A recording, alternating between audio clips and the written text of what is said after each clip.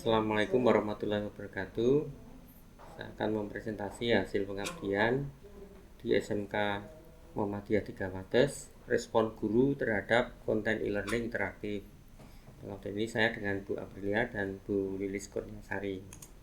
Latar belakangnya ini Kulon Progo menuju kawasan Aerotropolis, kemudian SMK Muhammadiyah 3 Wates masuk kawasan Aerotropolis, kemudian pasca Covid ini sekolah ini menghadapi tantangan yang lebih berat karena masuk dalam wilayah Aerotropolis yang terus berkembang, yang membuat kebutuhan untuk melakukan inovasi itu menjadi kebutuhan primer segera. Nah ini berikutnya masih di latar belakang, ini kebutuhan tenaga kerja itu meningkat karena di kawasan itu terus berkembang, ya, banyak industri yang masuk, termasuk hotel, kemudian gudang, kantor, dan kawasan-kawasan hiburan. Kemudian ini persaingan tenaga kerja ini tentu saja meningkat karena banyak sekali tenaga kerja yang masuk dari luar kota, dan akibatnya adalah ini menjadi serius bahwa sekolah itu harus meningkatkan mutu lulusan. Nah, berdasarkan dari pengalaman selama COVID, para guru, ini kita lihat potretnya dulu, bagaimana mereka mengajar.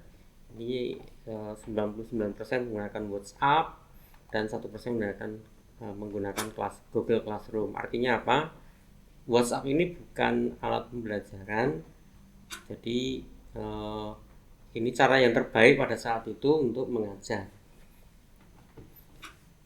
Nah, kemudian dari alat-alat sinkron kita coba melakukan survei, ya. Ini 90% guru tidak menggunakan. Artinya apa? Yang menggunakan peralatan sinkron seperti Google Meet itu hanya 7%, kemudian Zoom hanya 3%, dan Microsoft Teams 0%, karena sekolah itu tidak mempunyai fasilitas dari Microsoft. Kemudian ini program kami, bagaimana caranya meningkatkan pengetahuan guru. Ada dua pilihan sih, pendidikan formal atau menggunakan training teknologi pembelajaran atau yang kita sebut sebagai e-learning. Nah, teknologi pembelajaran ini yang kami pilih untuk mengenalkan kepada para guru. Nah, metodenya ini kami menggunakan pendekatan pengabdian dan penelitian.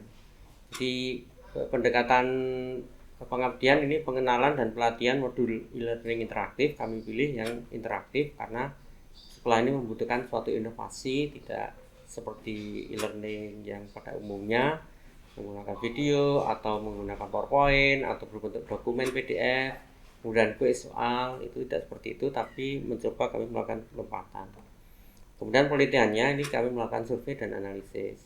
Apa sih problematika terhadap e-learning ini, kemudian terhadap modul e-learning yang kami sampaikan ini responnya kayak apa gitu. Nah, kemudian sasaran dan target ini para guru ini mempunyai kemampuan mengoptimalkan dan menginovasi e-learning menggunakan modul interaktif. Kemudian keberlanjutan, ini kualitas lulusan meningkat, ini harapan kami, dan sesuai dengan kebutuhan industri kawasan Aerotropolis Yogyakarta International Airport. Kemudian harapan yang lebih tinggi lagi, ini harapan mudah-mudahan tercapai, ini untuk semangat, untuk memotivasi SMK Muhammadiyah 3 Wates ini menjadi pusat pengembangan modul e-learning interaktif.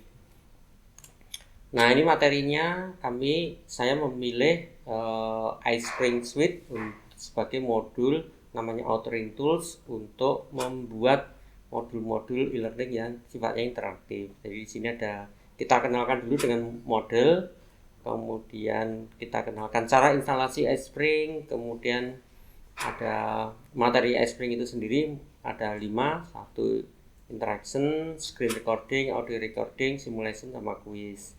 Nah, karakteristik interaktifnya sebenarnya muncul di bagian interaction ini. Kemudian setelah mengikuti pelatihan itu ada tugas mandiri selama 1 minggu. Nah, ini materi ice spring suite-nya seperti ini, kemudian materi ice spring yang nempel ke PowerPoint. Jadi ini ice spring ini nempel di PowerPoint. Kenapa memilih ini ya, karena salah satunya guru itu sebenarnya sudah terbiasa menggunakan membuat materi-materi pembelajaran menggunakan PowerPoint. Nah, di sini tinggal dilakukan sedikit pelatihan supaya ada peningkatan kemampuan. Nah, kali ini yang kita sampaikan ice spring suite supaya guru-guru bisa membuat materi modul-modul e-learning yang interaktif. Nah, ini pelatihannya ya, supaya jadi jumlah guru di sekolah ini di SMK Muhammadiyah 300 itu ada 19. Supaya efeknya dampaknya banyak, kita mengundang sekolah yang lain yang ada di kawasan Aerotropolis. Nah, ini pada waktu ini ada 39 yang ikut pelatihan. Nah, setelah selesai pelatihan, guru itu kita kasih tugas selama 1 minggu untuk membuat modul, dan ternyata dari 39 itu yang membuat hanya 1. Nah, ini karena sesuai dengan tujuan kami tadi, ini trainingnya adalah pendekatan pengabdian, sementara surveinya ini adalah pendekatan penelitian. Nah, kesimpulannya seperti ini.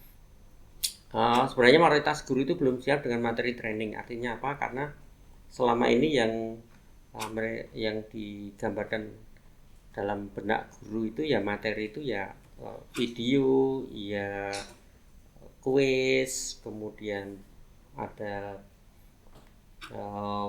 PDF, dokumen, ada Word, ada gambar dan seterusnya. Nah, ini ada lompatan bahwa di situ sebenarnya ada sesuatu yang bisa ditingkatkan lagi, yaitu menggunakan materi yang interaktif. Ini alasan kami ya, karena interaktif ini lebih efektif. Kemudian kesimpulan berikutnya masih membutuhkan training lanjutan. Kemudian ini masalah yang cukup penting, yaitu masalah motivasi untuk membuat materi interaktif ini belum muncul ya, karena baru 1 pelatihan, sehingga kami bersepakat setelah acara pengabdian ini kami akan melanjutkan dengan pelatihan-pelatihan berikutnya untuk program yang berbeda.